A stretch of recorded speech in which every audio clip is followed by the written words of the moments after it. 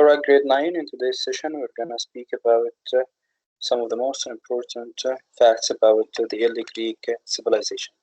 Of course, to speak about the early Greek civilization, we shall speak first about the location and the geographical feature of that civilization. So, at the beginning, the early people who started to inhabit the early Greek civilization lived in that island here in the Mediterranean Sea called the island of Crete, or the Crete Island, as once called or titled. After that, those people were called the Minoans. Those people were called the Minoans. So that island of Crete actually helped in spreading the civilization of the people in Greece. And of course, those people were called or titled the Minoans.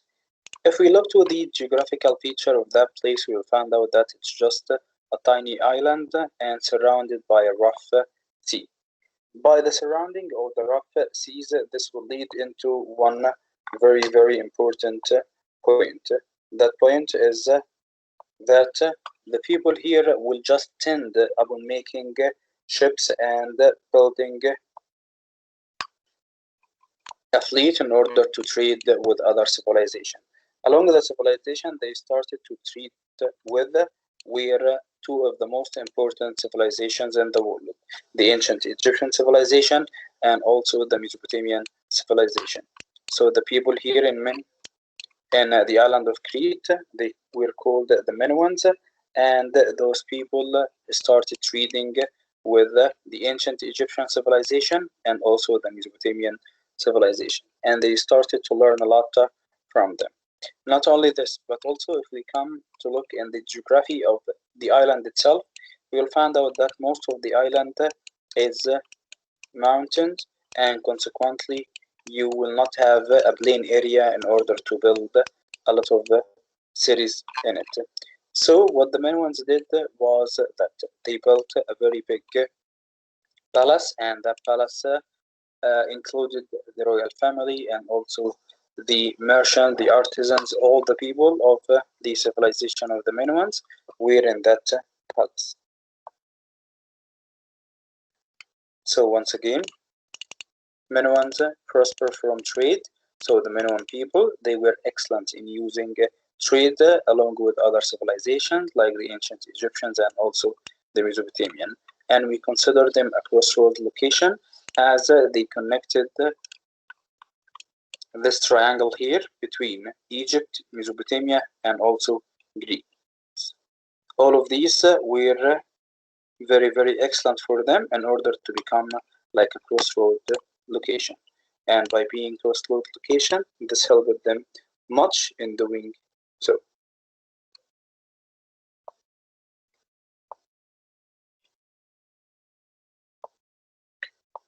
Another point for the Greek people,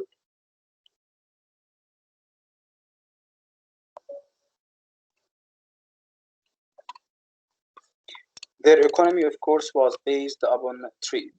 Their economy was based upon trade. And surely, if you look to the geography of that island, you will find out that nothing could be done in that small island that could be a surplus or can offer a surplus in materials for the people themselves, regardless to trading. So they started to just base all of their economy upon trading with the ancient Egyptian and Mesopotamian civilization. And by doing that, they started also to build the palace at Knossos.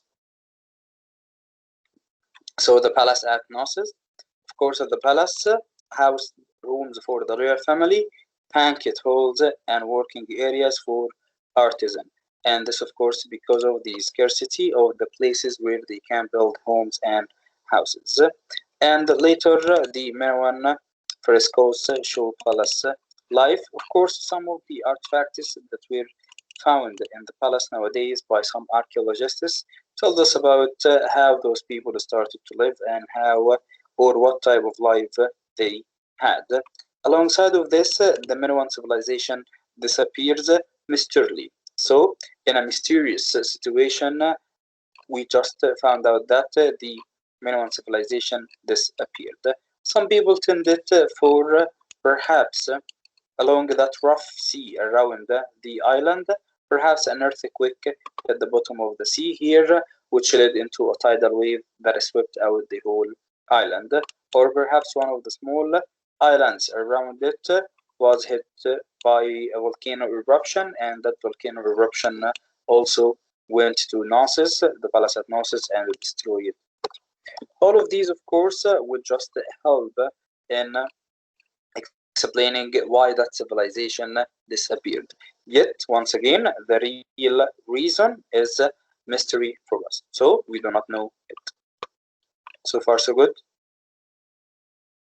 Yes. Yes, good. Of course, after the Minoans came the Mycenaeans. Mycenaeans are the first people to speak Greek in the Greek civilization, and actually the first language that they spoke was an Indo-European language, which later was called the Greek language. The Mycenaeans have done greatly in the decline of the Minoans. So the Mycenaeans, they came Greece, from Greece itself, and they wanted to take control of the Mycenaeans. Although that the Minoans civilization was already declining because of that mysterious reason, whether it was an earthquake or a volcano eruption or a tidal wave or whatever it was, yet the Mycenaeans themselves helped a lot in the decline of that civilization. Because simply we call the Minoans or the island of Crete a crossroad location. It connected Egypt, Mesopotamia, and Greece. So the Mycenaeans wanted to take control of that island so that they will take control of trade. And by taking control of trade, this will help them much in just becoming wealthy and rich. So trade by sea brings wealth.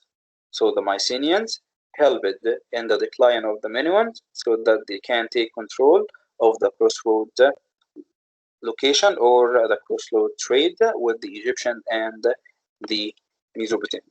And actually, the Mycenaeans themselves, they were even smarter than the Minoans because they did not just base their own trade with the ancient Egyptian people and the Mesopotamian.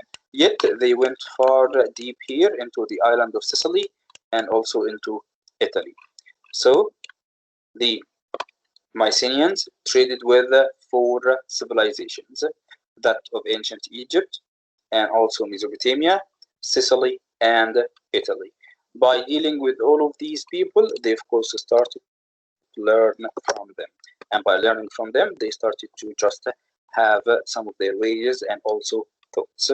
The Mycenaeans themselves lived in separate city-states on the mainland, separate city-states. One thing to be known about the Greek civilization or Greece itself, that 80% of the island itself is made out of mountains. If you went anywhere, mountains, mountains, mountains. Consequently, because of these geographical features, it acted like a natural barrier for the people. Let's take, for example, Athens, the city of Athens, for example. Okay, here is the heart of the city, the polis. We have, of course, two parts, if you can remember, Acropolis and Polis. So the Acropolis is where the temple is being built, and the polis where the people live. Just see along the city here, it's like a ring of mountains. That ring of mountains acted like a natural barrier and helped in the isolation of each of the city-states, along, of course, with both the Eurasian and the Mediterranean Sea. So simply, we can say that the geographical feature of the Greek civilization helped a lot in isolating the city-states in that country. So the Mycenaeans lived in separate city-states, very important point. On the mainland, in each, a warrior king built a thick-walled fortress from which he ruled the surrounding villages. Wealthy rulers, of course, amassed treasures, including fine gold ornament that archaeologists have unearthed from their tombs. So, simply, we're speaking first about the Minoans, the Minoans first came to live in the island of Crete, and they traded with both ancient Egyptian and Mesopotamian civilization. After that, the Mycenaeans came, took control of the Minoans, and traded with number 1 Egypt, 2 Mesopotamia, 3 Sicily, 4 Italy, and of course they learned from them. Later we come to counter the Trojan War. Of course, the Trojan War is one of the most epic poems that has ever been left by the Greek civilization. The Trojan War happened between the city of Troy. The city of Troy was located in this place, in this area here, in this place. Okay, of course it doesn't exist anymore. So the city of Troy was in that place here, okay, next to Athens nowadays. And the Dorians came from the north and originated in the city-states of Sparta. Of course, we have two main reasons for that war.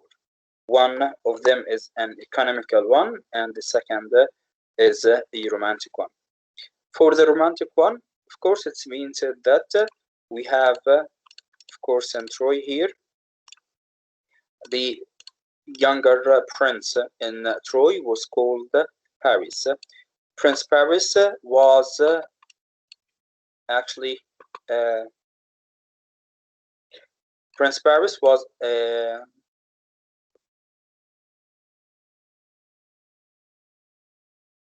it's been said that Prince Paris has kidnapped Helen, the Spartan king's wife, or the Dorian king's wife, and by kidnapping Helen, he took her back to the city of Troy. By going there, of course, the king of Sparta, or the Dorian king, he didn't like that, and he took all of his troops along with his brother who came from the north, and they launched a war against the city of Troy. And by launching that war, the end of the war, or the result of the war, resulted in the decline of the Mycenaean civilization and the rise of the Dorian civilization.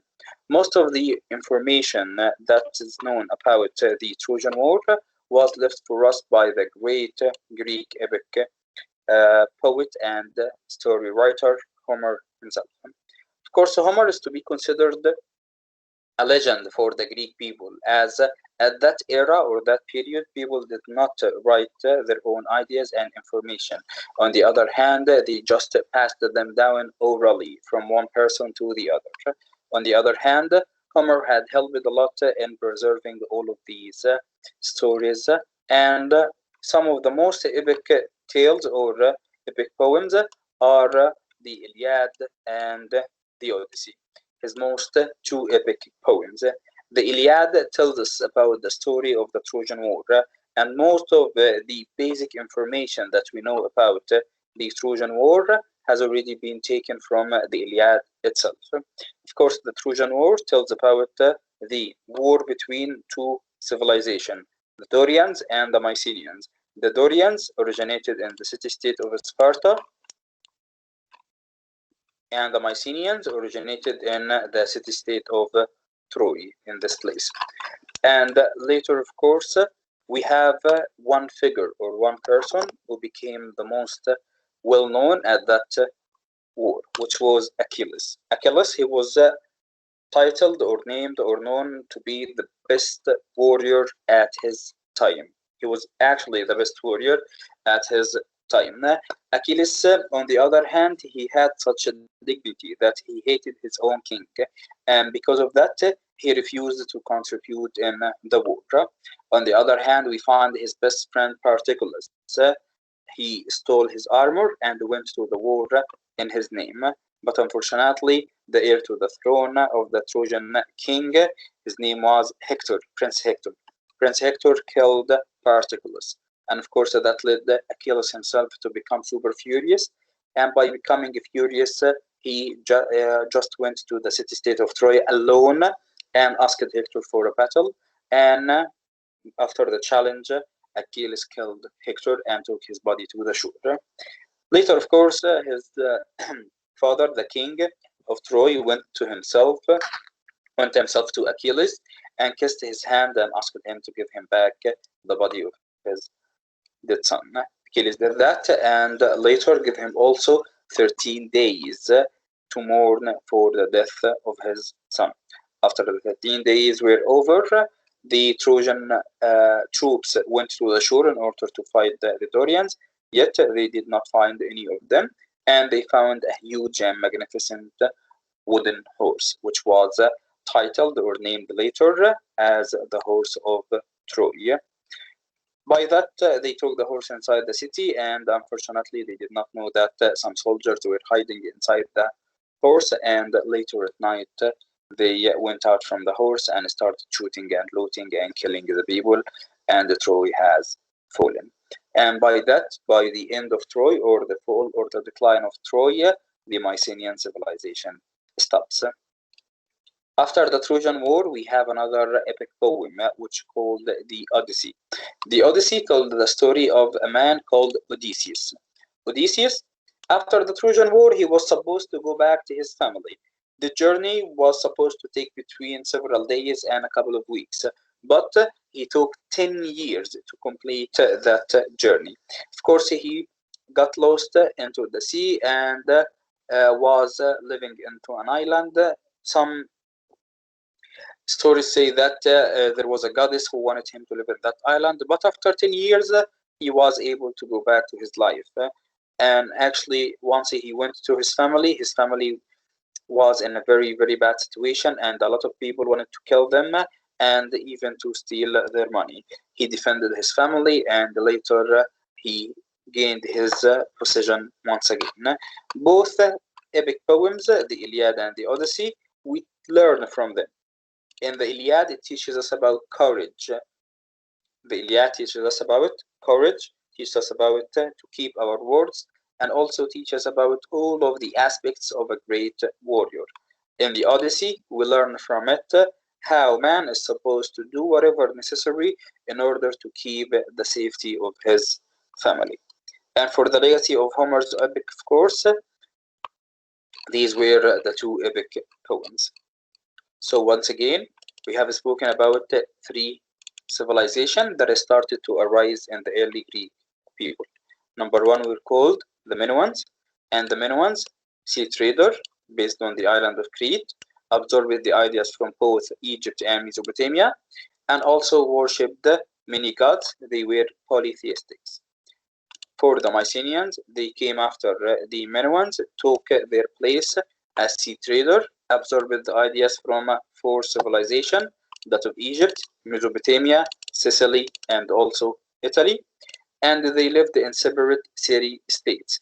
And what helped in constructing those isolated city-states was the natural barriers of the geography of the island itself. And they were warrior kings and also ruled the surrounding villages from thick-walled fortresses. For the Dorians, came from the north, very important point.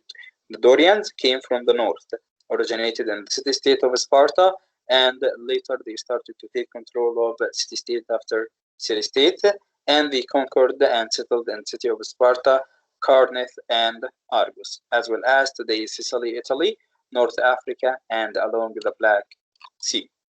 For the accomplishment of all of the three civilizations, for the Minoans, they later influenced Greek living on European mainland, colorful, graceful frescoes at the Palace of Knossos, and women perhaps enjoyed more rights than in most other ancient civilizations. For the Mycenaeans, the first Greek-speaking culture, which left written records spoken Indo-European language. Fine gold ornament found in their tombs, and also conquered the Greek mainland, then the island of Crete. They took part in the Trojan War around 1250 BC. For the Dorians came after the Mycenaeans, and they also were Greek-speaking people, relatively low cultural level. And that's a very important point. Why do you think they were relatively low cultural level?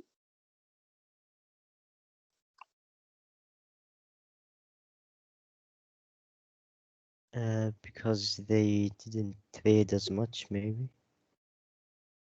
Okay. And most of their civilization was based upon? the military and invasion. Bravo, bravo, bravo, Yusuf. So they just based all of their civilization upon invasion to take control of other city states. Consequently, they didn't have much cultural levels, not like the Mycenaeans or even the Minoans. Of course, their restrained, powerful monumental art, an important influence on later the Greek art also, and especially the city-state of Sparta. So any question again about topic 5.1? The island of Crete inhabited the Minoans. Later came the Mycenaeans from Greece itself, and the Mycenaeans started to live in separate city-states, like the city-state of Troy. Later, the Dorians came from the north, originated in the city-state of Sparta and the city-state of Argos, and they launched a war against the city-state of Troy, and they won the war and ended the Mycenaean civilization. For the Dorians, they based their own civilization upon invasion, taking control of other city-states. Any questions so far? No.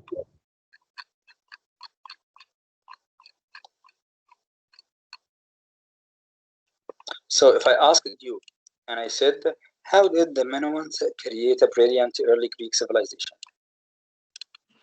Trade. Yes. The Minoans were based on trade, not conquest, Nice. and they had good culture. Bravo. They built a very, very good culture, especially at the Palace of Knossos. Yes, yes. And they learned from both the ancient Mesopotamia Egyptian and and Egyptians. yeah, exactly. Bravo. Very good. So we can say that the Minoans actually created a brilliant early Greek civilization by having control over both the Aegean Sea and the Mediterranean Sea, and learning from the ancient Egyptian and the Mesopotamian civilization and trading with them. And of course, they left for us a variety of artists and also pieces of art at the Palace of Knossos, but yet due to their mysterious decline, most of the artifacts they left did not survive. So, to draw a conclusion, how do frescoes on the walls of the Palace of Knossos reflect the history of the Minoan culture in which they were produced? So simply, how were the ideas, the shapes, the sculptures, everything at the Palace of Knossos would reflect how the people lived? It showed like prosperity and riches for people, and I remember something about dolphins for some reason. Okay, so simply they have already given us a whole wide perspective about their ideas, thoughts, cultural background, what they believed in, what they loved, how their life was. All of this helped in just making a conclusion about the life of that place. Question number 3. Why do you think the Minoans and Mycenaeans absorbed ideas, customs, and skills from other cultures, like the Egyptian, To Mesopotamian? benefit themselves. Exactly. Again, while trading, we do not just trade ideas or goods and merchandise. We trade ideas, thoughts, cultural backgrounds, and learn from each other. For example, the Greek people, they adapted the cuneiform or the written language from the Phoenician and the Mesopotamian civilization. They also absorbed how to make the precious materials and precious goods like gold, for example, into sculpture and statues from the ancient Egyptian. Okay, so they benefited from outer civilizations to learn from them and to absorb ideas from them. And question number 4, why do you think that for centuries most people thought the Trojan War was just a legend? Because there was no proof that it happened until the German Right. dude, they found that the remains of fire and Bravo, bravo, bravo. So simply because we had no written clue about the Trojan War or even any remnants of the city-state of Troy itself. Everything that was written was only written in the Iliad itself, the epic poem by Homer. And Homer himself has never written his poems. The man was blind, yet he just passed them orally from one generation to the other until later they were written. Last question. What is known about the causes of the Trojan War? We have how many reasons? 2 reasons. We have 2 reasons. One is a romantic reason, and another is a economic reason. Political reason or economic reason. For the romantic, the Prince of Troy kidnapped Helena, the Dorian's king's wife, and for the political one, the Dorians wanted Because to they take control of the controlled city. the vital straits, right? Exactly, because of the location of Troy and having access to both the Eurasian and the Mediterranean Sea and trading with other civilization like Egyptian, Mesopotamian, Sicily, and also Italy. All of that just helped the Dorians to take control of Troy so that they will be very, very wealthy and take their place in the crossroad location and also trade among civilization. So we can just say that over the course of history, trade plays a very, very, very crucial role in just invading one civilization to the other. Hope that you enjoyed the session grade 9. Unfortunately, the session is over. You can join your next session now and see you tomorrow. And happy Ramadan. Yes, see you Wait, tomorrow. teacher, we have another session. I thought. We have English now for Muhammad Khan. Oh, okay. All right. Well, serious. Thank you very much.